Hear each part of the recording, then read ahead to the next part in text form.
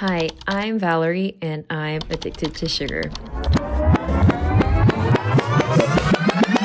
The daily recommended added sugar intake is less than 25 to 38 grams a day. Do you meet that recommendation? I definitely don't. As someone who could not go a day without a piece of chocolate, weekly boba runs, or scoops of ice cream after dinner, sugar has been a huge part of my life. But it was messing with my digestion, hunger signals, energy, and evidently my weight. So I knew something had to change.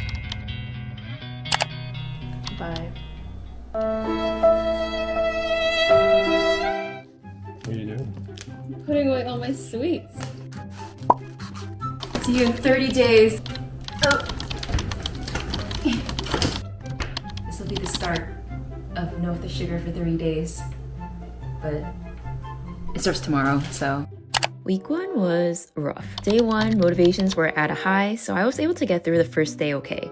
However, the next 2 days were really hard to get through. Not so bad right now. Always have this craving for something sweet after every meal, so I have to resist that urge. And I will, and I must. Yeah, that's all. Also, I'm really tired. I was going through sugar withdrawals, feeling incredibly tired and often experiencing a headache. It didn't help that I denied myself my daily cup of caffeine since I honestly didn't like the taste of coffee or matcha without sweetener. I had noticed that before this challenge, I'd give into any craving. If suddenly I wanted a cookie, I'd get up and eat a cookie, even if I wasn't hungry. Physically, I feel full, but there's still this weird emptiness at the same time. Psychologically not full, psychologically hungry. Psychologically need a cookie. It was what I felt I needed for a little energy boost or just when I was feeling bored or a little snacky. During that week, I often needed to distract myself from the urge, feeling like I needed a cookie when I really didn't need it. This tiredness is unacceptable. The feeling that it'll go away, so I'm just trusting that it's part of the process and it's just temporary and my energy levels will start to stabilize.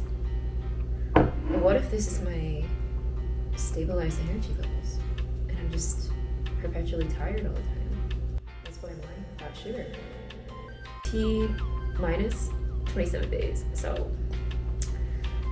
that's a long time. What was keeping me sane was allowing myself as much fruit as I wanted. I probably went through 21 bananas and 3 watermelons during the whole challenge. Growing up, my family would eat fruit after dinner for our dessert, which is honestly good practice. Once I moved out of home, that slowly evolved into having ice cream after dinner every night. During this past week, I started to grow an appreciation for fruit and how I used to grow up eating it for dessert. Dinner is done. Now all I really want is a brownie. I really want a gooey, chocolatey, dense, rich, warm brownie, but I can't have it. I just want chocolate and something warm and gooey and soft. And dense and rich.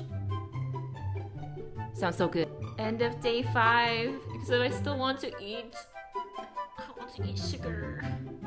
But overall, pretty successful 5 days so far. It's not bad. Just 5/6 of the way to go.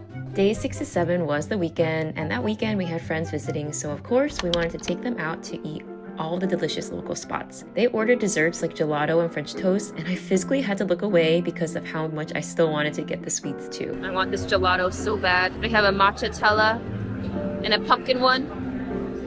I can't eat it. An ice cream or boba. That's how I have fun. Life is still fun even without sugar. So by week 2, something surprising happened. My taste buds were adjusting and I found I actually enjoyed the flavors more when they weren't hidden behind sweetness. I was feeling better physically too, more energized and less reliant on sugar to fuel my day. Though when I was really craving a matcha latte, I was quite disappointed. No, it's not creamer, it's just like oat milk. It doesn't really have much taste to it. I literally just poured in the whole thing. It's really watery. What's with that? I really thought this was creamer. It literally looks like green juice because it's so liquidy.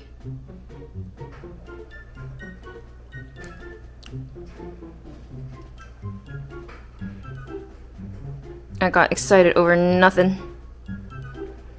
Oh my gosh. Yeah, the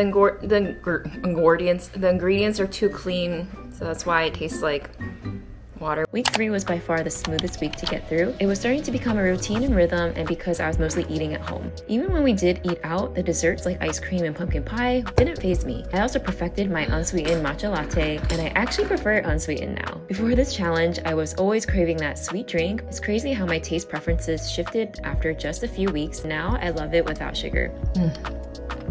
This is what I wanted. I'm gonna be making this like a lot now because I found my perfect recipe for unsweetened matcha. My body feels way better. I don't have as many mood swings. Slight weight loss is an added bonus. Now let's talk week 4. It was going smoothly, but days 26, we did take a trip to Disneyland in LA. And well, let's say I had a little bit of a slip up. I had been doing so well, but life's too short to say no to the food at Disneyland. And let's be real, pretty much everything there is sugar laden, even the savory foods. The first bites of sweets were amazing, but also ridiculously Really sweet. I think they all have a lot of sugar. I like want something bland. I don't. My taste buds were totally overwhelmed. I had a matcha latte that made me feel a bit queasy from how heavy and sweet it was. By the end of the trip, all I wanted was fruit and my daily morning oatmeal bowl. I bought a singular apple from 99 Ranch in the mall. I walked over like the whole mall and I looked at an ice cream shop. And what did I want? A giant Fuji apple. It's like the most appetizing to me out of all the things. Excited to eat it because I've been lacking my fruit lately. So I went back to finish out the remaining 5 days of my 30-day challenge after fully enjoying my trip and Thanksgiving. Even though it wasn't 30 consecutive days, 25 consecutive days is already really great. Now let's talk results. Just keep in mind that the results might not be as dramatic as they would have been if I hadn't slipped up. One of the biggest physical changes I noted was a lot less bloating. Cutting out sugar left me feeling so much lighter. I wasn't constantly battling that uncomfortable fullness or tightness in my stomach. It felt freeing, like my body wasn't holding onto that sluggish, weighed down feeling anymore. And yes, I did lose weight too. I lost about 3 pounds. I wasn't focusing on weight loss during this challenge, but it was a noticeable side effect. I'm proud of what I accomplished, whether or not there was any weight loss. The feeling of lightness was honestly one of the most rewarding parts of this experience. It wasn't just physical, it was mental too. There's something empowering about realizing that small, intentional changes can make such a big difference in how you feel every single day. This challenge made me realize that sugar wasn't a need at all, it was a want. And breaking that cycle of cravings, it was so freeing. It was amazing to experience the mental clarity that came from stepping away from sugar. And if you're thinking this is impossible or that it's just too hard, it's not about perfection. Perfection is impossible. It's about progress by making small, intentional choices that lead to bigger changes. You don't need to be 100% sugar-free to feel the benefits, because let's be real, sugar isn't everything these days. It's about your intent and willingness to try. You can shift your mindset and create new habits one day at a time. The key is showing up for yourself and not letting a mistake stop you from making progress. So yeah, maybe I lost a little weight, but the real win was how much lighter I felt, both physically and mentally. And that's what I want you to take away from this too. It's not about cutting out sugar forever or feeling guilty about enjoying it. It's about being mindful, listening to your body, and gaining back control over your own choices. If you've been thinking about trying to cut out sugar, this video is your sign to try it. You'll be amazed at how it can make you feel. You don't have to wait for the perfect moment to start. Just take a small first step. So what can 30 days do for you?